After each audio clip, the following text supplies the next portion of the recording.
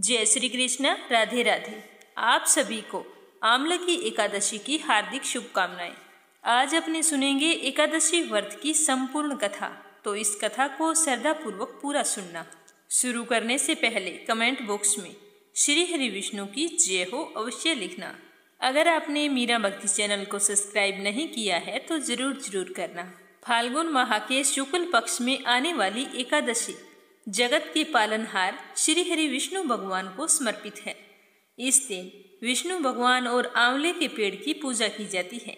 कहा जाता है कि आंवले का पेड़ भगवान श्री हरि विष्णु को अत्यंत प्रिय है और इनकी पूजा करने से व्रती की सारी मनोकामनाएं पूर्ण होती है। तो आइए श्री हरि विष्णु के चरणों का ध्यान करते हुए शुरू करते हैं व्रत कथा। बोलो श्री हरि विष्णु के अनंत स्वरूपों की जय हो। एक समय की बात है कि मधानता बोले कि हे वशिष्ठ जी, यदि आप मुझ पर कृपा करते हैं तो मुझे कोई ऐसे व्रत की कथा सुनाइए जिससे मेरा कल्याण हो। तो महर्षि बोले कि हे राजन, सब व्रतों से उत्तम और अंत में मोक्ष देने वाली आमला की एकादशी के व्रत का मैं वर्णन करता हूँ। तो मधानता कहने लगे कि आमला का एकादशी कौन सी होती है, मुझे सब कुछ आप विस्तार पूर्वक बताइए, आपकी अति कृपा होगी। तो मधानता की बात सुनकर महर्षि वशिष्ठ जी कहने लगे कि हे राजन, यह एकादशी फाल्गुन माह के शुक्ल पक्ष में आती है। इस व्रत के करने से मनुष्य के सारे पाप नष्ट हो जाते हैं। इस व्रत का फल 1000 गोदान के फल के बराबर होता है। अब मैं तुम्हें एक कथा सुनाता हूँ, उस कथा को आप ध्यान पूर्वक सुनना। वैदिश नाम का एक नगर था जिसमें ब्राह्मण, क्षत्रिय, वैश्य, शूद्र चारों वर्ण आनंद सहित रहते थे। उस नगर में सदैव वेद ध्वनि गूंजा करती थी तथा पापी, दुराचारी तथा नास्तिक उस नगर में कोई नहीं था। उस नगर में चेत्रथ नाम का चंद्रवंशी राजा राज्य करता था। वह बहुत ही विद्वान और धार्मिक व्यक्ति था। उस नगर में कोई भी व्यक्ति दरिद्र या फिर कंजूस नहीं था। सभी नगरवासी विष्णु भगत थे और वहां पर सारे स्त्री पुरुष एकादशी का व्रत बड़े ही नियम से किया करते थे। एक समय की बात है, फाल्गुन के महीने की शुक्ल पक्ष की आमला एकादशी आई। तो उस दिन राजा, प्रजा तथा बाल वृद्ध सबने हर्ष पूर्वक व्रत किया। राजा अपनी प्रजा के साथ मंदिर में जाकर पूर्ण कुंभ स्थापित करके धूप, दीप, नैवेद्य, पंचरत्न आदि से आंवले का पूजन करने लगे और इस प्रकार स्तुति करने लगे कि हे आंवले वृक्ष, तुम ब्रह्म स्वरूप हो, तुम ब्रह्मा जी द्वारा उत्पन्न हुए और समस्त पापों का नाश करने वाले हो। तुमको मेरा नमस्कार है, तुम मेरा अर्घ्य स्वीकार करो। तुम श्री रामचंद्र जी द्वारा सम्मानित हो, मैं आपकी प्रार्थना करता हूँ, अतः आप मेरे समस्त पापों का नाश करो। इस तरह से स्तुति करके उस मंदिर में सबने रात्रि को जागरण किया। रात के समय वहां पर एक बहेलिया आया जो अत्यंत पापी और दुराचारी था। वह अपने कुटुंब का पालन जीव हत्या करके किया करता था। भूख और प्यास से बेहाल, अत्यंत व्याकुल वह बहेलिया इस जागरण को देखने के लिए मंदिर के एक कोने में बैठ गया और विष्णु भगवान तथा एकादशी की महात्म्य की कथा सुनने लगा। इस प्रकार उसने अन्य मनुष्यों की भांति सारी रात जागते हुए बिता दी। सुबह होते ही सारे लोग अपने अपने घर चले गए, तो बहेलिया भी अपने घर चला गया। घर जाकर उसने भोजन किया। कुछ समय बीतने के पश्चात उसकी मृत्यु हो गई। तो आमला की एकादशी के व्रत तथा जागरण से उसने राजा विदुरथ के घर जन्म लिया और उसका नाम वसुरथ रखा गया। युवा होने पर वह चतुरंगिनी सेना सहित तथा धन धान्य से युक्त होकर 10,000 ग्रामों का पालन करने लगा। वह तेज में सूर्य के समान, कांति में चंद्रमा के समान, वीरता में भगवान विष्णु के समान और क्षमा में पृथ्वी के समान था। वह अत्यंत धार्मिक, सत्यवादी, कर्मवीर और विष्णु भगत था।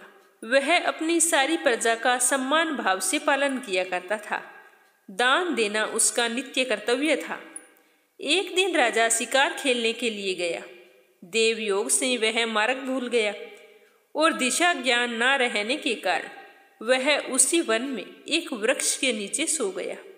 थोड़ी देर बाद में पहाड़ी पर मलेच्छ वहां पर आ गए और राजा को अकेला देखकर मारो मारो कहते हुए राजा की ओर दौड़े।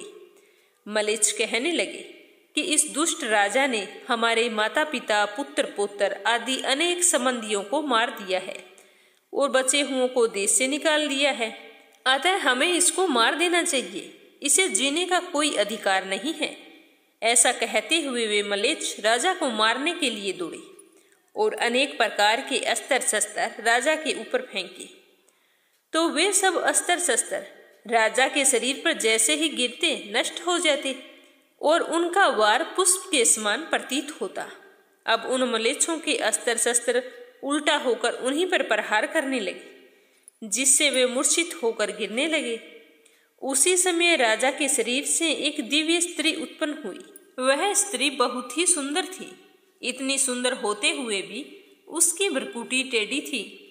उसकी आंखों से लाल लाल अग्नि निकल रही थी, जिससे वह दूसरे काल के समान प्रतीत हो रही थी। वह स्त्री मलेच्छों को मारने के लिए दौड़ी और थोड़ी ही देर में सब मलेच्छों को काल के गाल में पहुंचा दिया। जब राजा सोकर उठे तो उसने मलेच्छों को मरा हुआ देखकर कहा कि इन स्त्रियों को किसने मारा है? इस वन में ऐसा कौन है जो मेरा हितैषी है, जो मेरा भला चाहता है? राजा इस तरह विचार कर ही रहा था कि इतने में वहां पर आकाशवाणी हुई और कहा कि हे राजन, इस संसार में भगवान विष्णु के अतिरिक्त तेरी सहायता और कौन कर सकता है? इस आकाशवाणी को सुनकर राजा अपने राज्य में आ गया और सुखपूर्वक राज करने लगा। तो इस तरह विष्णु भक्त होने के कारण उसकी रक्षा भगवान श्री हरि विष्णु ने स्वयं की। कथा सुनाकर महर्षि बोले कि हे राजन, यह आमलकी एकादशी के व्रत का प्रभाव था। जो मनुष्य इस आमलकी एकादशी का व्रत बड़े ही श्रद्धा भाव से करते हैं और व्रत कथा को सुनते हैं और एकादशी के सारे नियमों का पालन करते हैं, वे प्रत्येक कार्य में सफल हो जाते हैं और अंत में उन्हें विष्णु लोक की प्राप्ति होती है। बोलो विष्णु भगवान की जय। अगली कहानी ग्यारस माता की। ग्यारस माता की जय हो। एक समय की बात है, एक बूढ़ी अम्मा रहती थी। उसके घर में उसके बेटे, बहू, पोते और पोतियां, किसी चीज की कोई कमी नहीं थी। फिर भी वो एक बार एकादशी का व्रत रखने के लिए जिद करने लगी। घर वालों ने उसे खूब समझाया कि अम्मा, अब आपकी उम्र हो चली है, आप एकादशी जैसा कठिन व्रत मत कीजिए, अब आपको क्या जरूरत है व्रत करने की। तो वो बूढ़ी माई बोली, नहीं, मैं तो एकादशी का व्रत जरूर करूंगी। मैं अपने बेटे, बहुओं, पुत्र पोत्रों आदि की सुख सुविधा के लिए व्रत रखना चाहती हूँ। मैं चाहती हूँ कि मेरे बच्चों को किसी भी तरह की कोई तकलीफ ना हो, हमारा घर धन धान्य से परिपूर्ण हो। तो इस तरह कहकर वह बूढ़ी अम्मा एकादशी का दिन आया तो व्रत रख लिया। सुबह सवेरे जल्दी उठकर स्नान किया और उसके बाद में घर के मंदिर में श्री हरि विष्णु के समक्ष घी का दीपक जलाकर एक जल से भरा हुआ कलश रखकर श्री हरि विष्णु के चरणों का ध्यान करते हुए उसने अच्छी तरह से व्रत कथा सुनी और ओम नमो भगवते वासुदेवाय मंत्र का जाप भी किया। उसके बाद में अपने बच्चों के मंगल जीवन की कामना करते हुए सूर्य भगवान को अर्घ्य दिया। फिर पूरा दिन पूजा पाठ करती रही। पंडित जी के घर पर मिट्टी के पात्र को जल से भरकर और ऋतु फल दान में दिया। उन दिनों बहुत ही ज्यादा गर्मी थी। गर्मी के कारण बूढ़ी अम्मा को बहुत ही बेचैनी हो रही थी। तो बूढ़ी अम्मा सोच रही थी कि क्या पता मैं इस व्रत को रख भी पाऊंगी या नहीं, लेकिन आज का ये व्रत तो मैं बीच में नहीं छोड़ने वाली। तो इस तरह बूढ़ी अम्मा भूख प्यास से परेशान बार बार पानी से कुल्ला करती, मुंह धोती तो थोड़ी देर के लिए राहत महसूस होती, फिर वही हालत हो जाती। तो बूढ़ी अम्मा कुछ देर तक तो तालाब में पानी में ही बैठी रही, लेकिन बाहर निकलते फिर उसका बार बार मुंह सूखने लगा। बूढ़ी अम्मा बहुत ही परेशान हो रही थी। एक तरफ तो उसका बुढ़ापा और दूसरी तरफ वो भयंकर गर्मी। जैसे तैसे करके बूढ़ी अम्मा ने दिन तो काट लिया, पर अब सामने पहाड़ जैसी रात थी। उसका कटना बड़ा ही कठिन दिखाई दे रहा था। खटिया पर पड़ी बूढ़ी माई बार बार करवट बदल रही थी। कभी खड़ी होती, बाहर जाती, कभी अंदर आ जाती, पर कहीं भी उसे शांति महसूस नहीं हो रही थी। वो वापस खटिया पर आकर बैठ गई और एकादशी माता का स्मरण करती रही। कहने लगी कि हे माता जी, आज तो आप ही मेरी लाज रखिए। आप मुझे शक्ति दीजिए जिससे मैं भली भांति आपका व्रत पूर्ण कर सकूं और ये पहाड़ सी रात शांतिपूर्वक व्यतीत कर सकूं। प्यास के कारण बूढ़ी माँ की बेचैनी बहुत ही बढ़ रही थी। उसने बहुत ही धैर्य रखने की कोशिश की, चुपचाप बैठी रही, पर फिर भी प्यास बूढ़ी माई से सहन नहीं हुई। उसकी सहनशीलता की सीमा टूट गई और वे घबराकर एकदम से चिल्ला पड़ी और जोर जोर से कहने लगी कि बचाओ बचाओ बचाओ। तो अम्मा का चिल्लाना सुनकर उसके परिवार के सारे सदस्य वहां पर एकत्रित हो गए। अड़ोसी पड़ोसी भी वहां पर आ गए और बूढ़ी अम्मा की खटिया के चारों ओर खड़े होकर कहने लगे कि अम्मा जी, आपको क्या हो गया? आप इस तरह से क्यों चिल्ला रही हैं? तो बूढ़ी अम्मा की बहू ने कहा कि आपको पता है, हमारी अम्मा जी ने आज एकादशी का व्रत रखा है। हम सब ने मना किया था। इतनी उम्र के अंदर व्रत रखने की क्या जरूरत है? आज इन्हें कौन सी कमी है जो इन्हें व्रत रखने की नौबत आ गई? तो सारे लोग कहने लगे कि हाँ, सही बात है अम्मा जी, आपकी अब उम्र हो चली है। व्रत रखने के लिए शक्ति की जरूरत होती है। अगर शक्ति हो तो ही भक्ति होती है। अब एकादशी जैसा कठिन व्रत आपके बस की बात नहीं है। हम जैसे हट्टे कट्टे भी एकादशी का व्रत रखने में हिचकिचाते हैं और आपने बिना सोचे समझे एकादशी का व्रत रख लिया। तो बूढ़ी अम्मा कहने लगी कि भोजन तो मैं नहीं करूंगी और ना ही मैं पानी पीऊंगी। आज तो लगता है कि मेरे प्राण निकल जाएंगे।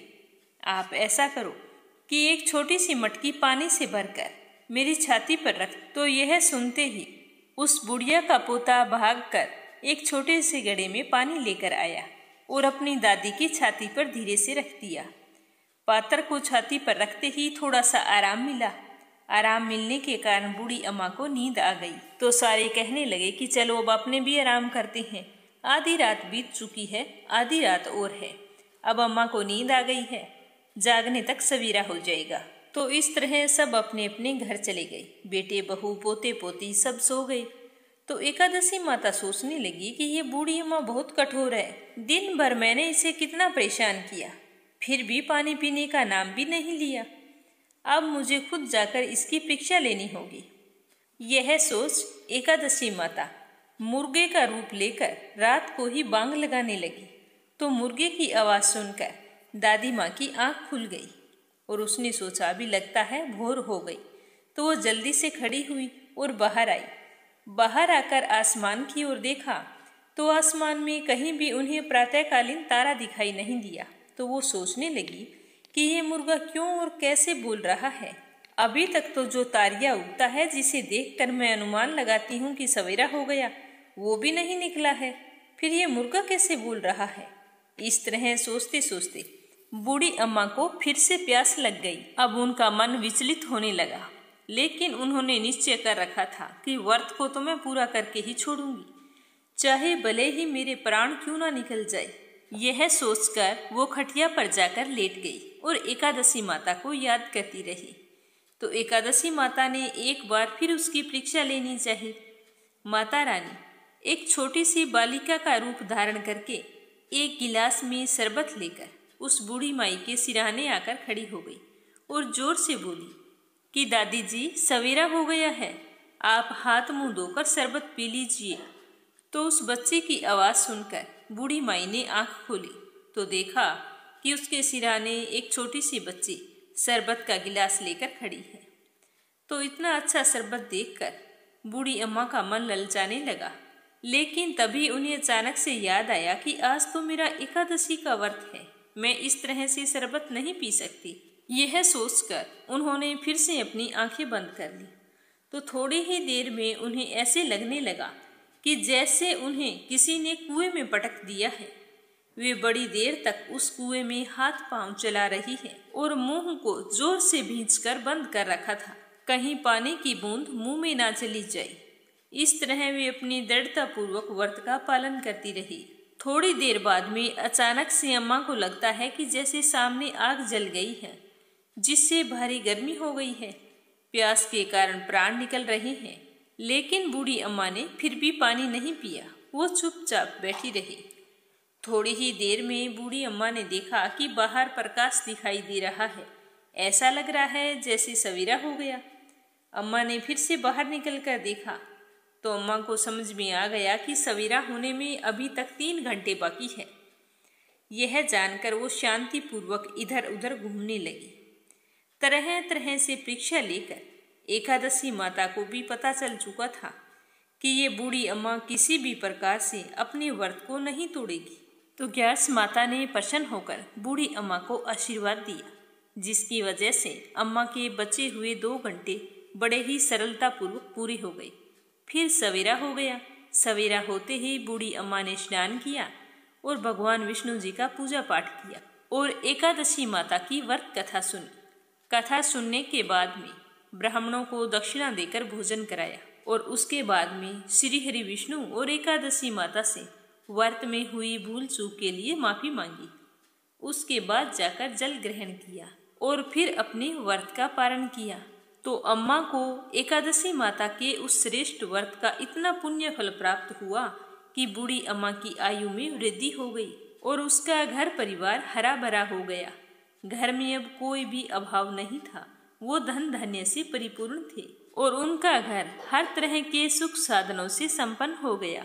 फिर वो इस लोक के सारे सुखों का भोग करती हुई अंत में विष्णु धाम को गई।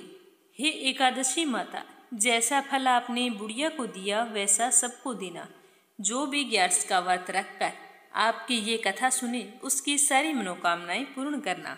फाल्गुन का महीना भगवान श्री कृष्ण, श्री हरि विष्णु और भोले शंकर को समर्पित है। तो आज अपने एक कथा भगवान भोले शंकर और श्री कृष्ण भगवान के बाल रूप की सुनेंगे, क्योंकि इस कथा को होलाष्टक के दिनों में एक बार अवश्य सुनना चाहिए।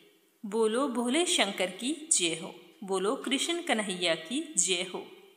महादेव शिव शंभू को श्री श्याम सुंदर के बाल रूप के दर्शन करने की मनसा हुई और वे एक योगी का भेष बनाकर मैया यशोदा के द्वार गोकुल में नंद भवन के बाहर पहुंचकर इस प्रकार से आवाज लगाते हैं, जोगी वेशधारी शिव शंभू अलख निरंजन कहाँ हो प्रभु। ऐसा कहकर भगवान शिव गाने लगते हैं कि एक योगी आयो रे तेरे द्वार, दिखा दे मुख लाल का, ओ मैया दिखा दे मुख लाल का, तेरे पालने में पालनहार, दिखा दे मुख लाल का, ओ मैया दिखा दे मुख लाल का, तेरे लिए अखियों में प्यास, योगी करे अरदास, मैया दिखा दे मुख लाल का, मैया ऐसो संजोग ना टाल, दिखा दे मुख लाल का, तेरे भरे रहेंगे भंडार, दिखा दे मुख लाल का,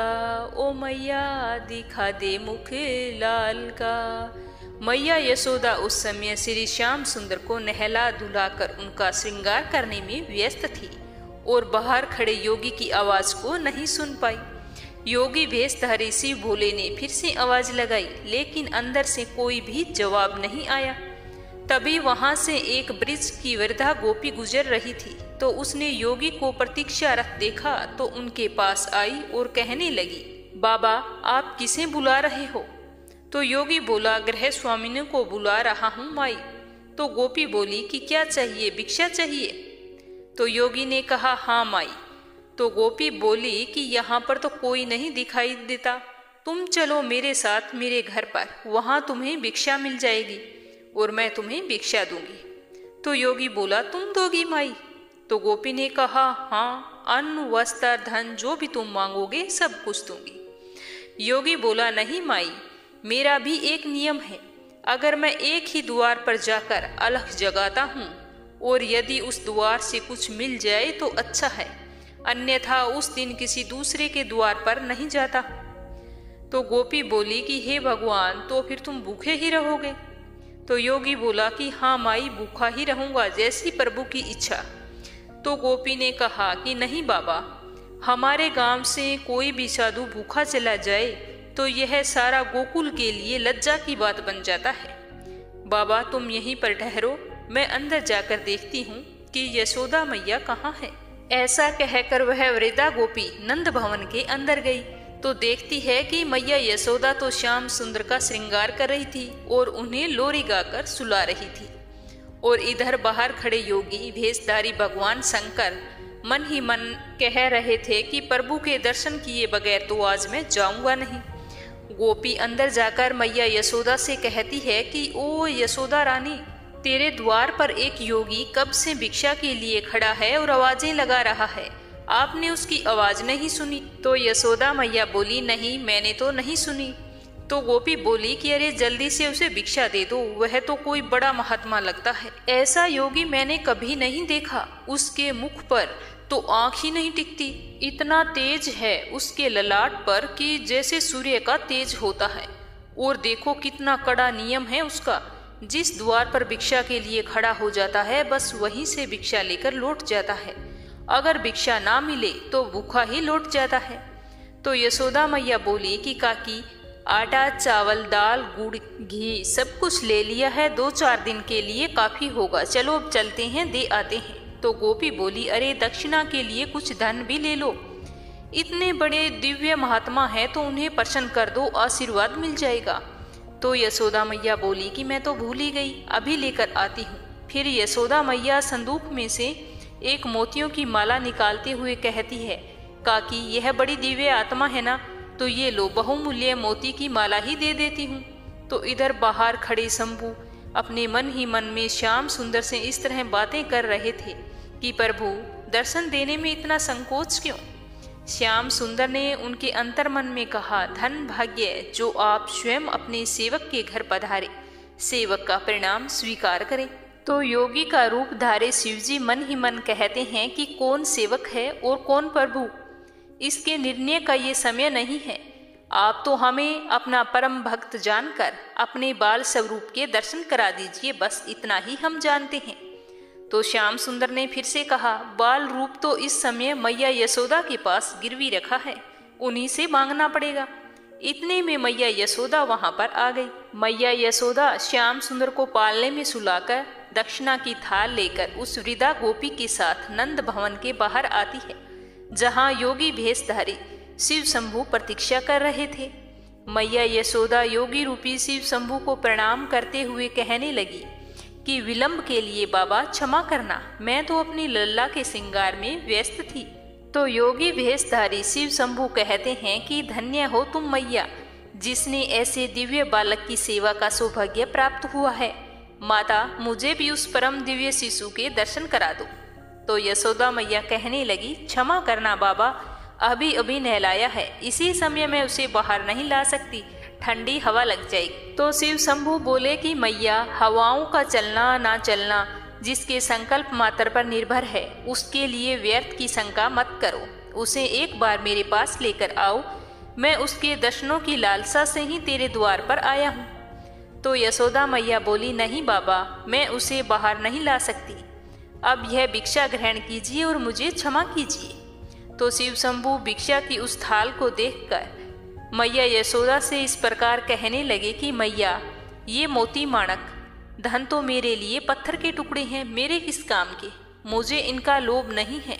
अगर तुम चाहो तो ऐसे हीरे मोती माणक मुझसे ले लो, पर मुझे तेरे लल्ला का दर्शन करवा दो, वही हमारी भिक्षा है।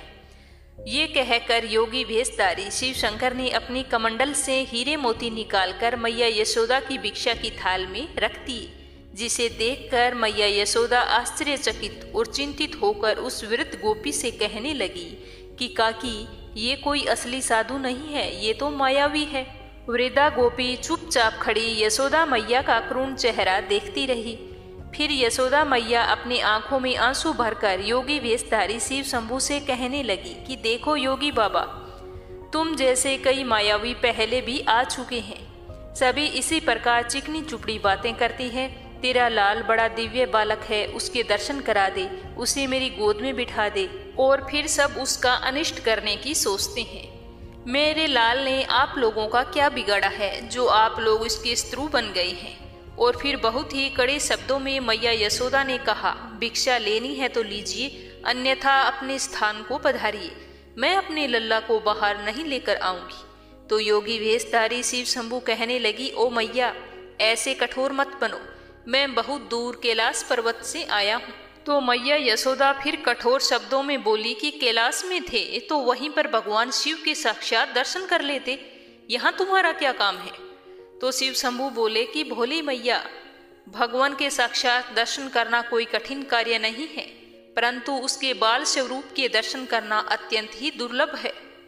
उसी की लालसा से मैं तेरे द्वार पर आया हूँ। कई युगों के पश्चात ही यह दर्शन मिलते हैं। तो मैया यशोदा बोली, नहीं नहीं योगी बाबा, मुझे क्षमा करो, मैं उसे बाहर नहीं लेकर आऊंगी। मेरे पति की आज्ञा है भी किसी भी अनजान व्यक्ति के सामने अपने लल्ला को मत लाना। मैया यशोदा को इस प्रकार के फैसले पर अडिग देखकर भगवान श्याम सुंदर ने श्री योग माया को पूर्णमासी बुआ, जो कि स्वयं भगवती योग माया है, भगवान के जन्म के पूर्व से ही गोकुल में आ गई थी, उन्हीं के रूप में उस स्थान पर भेजा जहां पर यह वाद विवाद चल रहा था। वहां आकर पूर्णमासी बुआ कहती है, ये अनजान व्यक्ति नहीं है यशोदा रानी, ये अनजान व्यक्ति नहीं है, मैं इन्हें अच्छी प्रकार से जानती हूँ। मैंने कहा था ना कि गोकुल में आने से पहले मैं काशी में रहती थी, वहीं इनके दर्शन किए हैं। ये सचमुच परम दिव्य शक्ति हैं, शक्ति के पति हैं, शक्तिपति हैं ये। ऐसा कहते हुए पूर्णमासी बुआ की आंखों से आंसू बह चले। भगवान शिव के चरणों में उन्होंने अपना शीश रख के प्रणाम किया और उठकर मैया यशोदा से कहा, यशोदा, इन्हें लल्ला के दर्शन करवा दो, इनका आशीर्वाद पाकर तेरा लल्ला भी बड़ा प्रसन्न हो जाएगा। तो मैया यशोदा अपनी आंखों में अनेकों सवाल लिए पूर्णमासी बुआ से कहती है कि क्या तुम सच बोल रही हो, तुम सच में इन्हें जानती हो। तो पूर्णमासी बुआ कहती है, हाँ री यशोदा रानी, मैं इन्हें भली भांति जानती हूँ। अरे यह तो तेरे लल्ला का सौभाग्य है, जो तेरे लल्ला का प्रेम इन्हें द्वार तक खींच लाया है। तो मैया यशोदा बोली, परंतु इनकी वेशभूषा तो देखिए, लंबी लंबी जटा, बदन में भभूत और गले में सर्पों की माला लगाए हुए, लल्ला तो इनको देखकर डर ही जाएगा। ना बाबा ना, मैं लल्ला को नहीं लाऊंगी। बेचारी भोली भाली मैया को क्या पता कि उनके द्वार पर स्वयं भगवान सदाशिव पधारे हैं। मैया यशोदा के ऐसे वचन सुनकर पूर्णमासी बुआ ने कहा, नहीं यशोदा रानी, इनके दर्शन मात्र से ही समस्त भय का नाश हो जाता है, समस्त बाधाएं दूर होती है। मुझ पर विश्वास करो, मैं कभी भी तुमसे झूठ नहीं बोलूंगी। वृद्धा गोपी ने पूर्णमासी बुआ का समर्थन करते हुए कहा, अरे यशोदा रानी, ये पूर्णमासी बुआ कभी भी झूठ नहीं बोलती। यशोदा रानी, आपको याद है तुम्हें जब वो पहले वो गोकुल में आई थी, तब इसी ने तुझे आशीर्वाद दिया था कि तुम्हारे लल्ला होगा। उस समय तुम सब लोग तो आस छोड़ चुके थे, ये सदा सच कहती है, सो इसकी बात मान ले बेटी। पूर्णमासी बुआ और बोली कि जा बेटी, लल्ला को ले आ। तो यह सुनकर यशोदा मैया बोली कि मैं लल्ला को तो ले आऊंगी, परंतु इनके हाथों में नहीं दूंगी। तो पूर्णमासी बुआ बोली, अच्छा लल्ला को ले तो आ, ये दूर से ही आशीर्वाद दे देंगे। चल जा जा, तुम लल्ला को ले आ यशोदा बेटी। तो फिर मैया यशोदा नंद भवन के अंदर जाती है श्याम सुंदर को लाने के लिए, और अंदर से श्याम सुंदर को अपनी गोद में उठाकर इस प्रकार कहती है, लल्ला ओ लल्ला, चल, कोई तेरे दर्शन के लिए आए हैं, चल लल्ला चल। मैया यशोदा श्याम सुंदर को बाहर ले आती है, जिसे देखकर योगी वेशधारी शिव शंभू प्रेम से गदगद हो उठते हैं।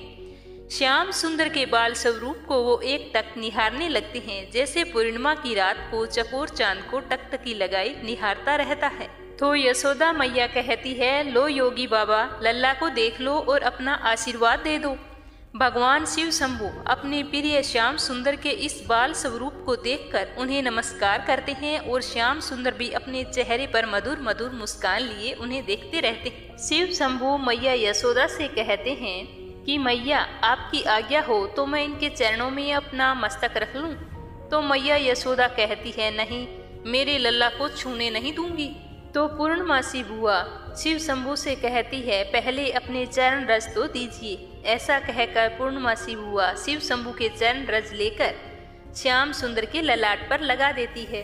शिव शंभु की चरण रज श्याम सुंदर के ललाट में पड़ते ही श्याम सुंदर मन ही मन शिव शंभु से कहते हैं, धन्यवाद प्रभु, कोटि कोटि धन्यवाद। अंतर्यामी भगवान शिव श्याम सुंदर के मन की बात को सुनकर इस प्रकार कहते हैं कि यह कहाँ का न्याय है स्वामी, हम कितनी दूर से आकर भी आपके बाल रूप का आलिंगन भी ना कर सके। जिन श्री चरणों से निकली पवित्र गंगा को आप अपने शीश में धारण किए रखते हैं, उन श्री चरणों को एक बार छू तो लेने दीजिए प्रभु। और फिर भगवान शिव शंभु अपने ही शरीर के एक अदृश्य प्रतिबिंब से श्याम सुंदर के चरणों का स्पर्श करते हैं और उनकी स्तुति पुरुष सूक्त से करते हैं, जो कि भगवान श्री श्याम सुंदर को अति प्रिय है। उसके बाद योगी वेशधारी शिव शंभु मैया यशोदा से झूम झूम के नाच नाच कर कहते हैं, युग युग जिए तेरो लल्ला ओ मैया, युग युग जिए तेरो लल्ला, मेरे नैना भरे निहाल निरख मुख का लाल, प्यासी अखियां हुई निहाल निरम मुख का लाल। युग युग जिए तेरो लल्ला ओ मैया, युग युग जिए तेरो लल्ला, मेरे नैना भरे निहाल निरख मुख लाल का, प्यासी अखियां हुई रे निहाल निरख मुख लाल का। तो फिर यशोदा मैया कहती है कि योगी बाबा अपनी भिक्षा तो लेते जाइए।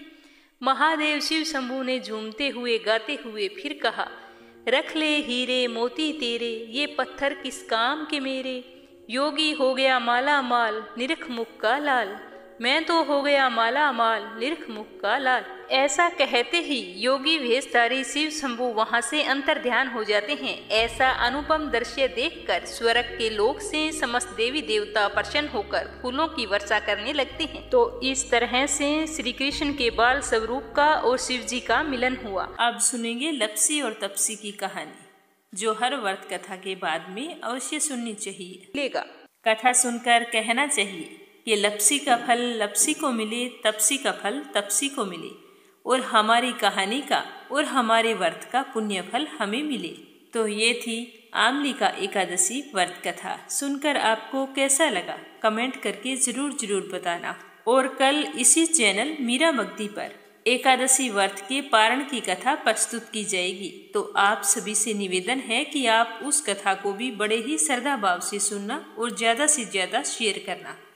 भगवान श्री हरि विष्णु आपकी सारी मनोकामनाएं पूर्ण करें। आप हमेशा खुश रहें, सुखी रहें, संपन्न रहें। जय श्री कृष्ण। राधे राधे।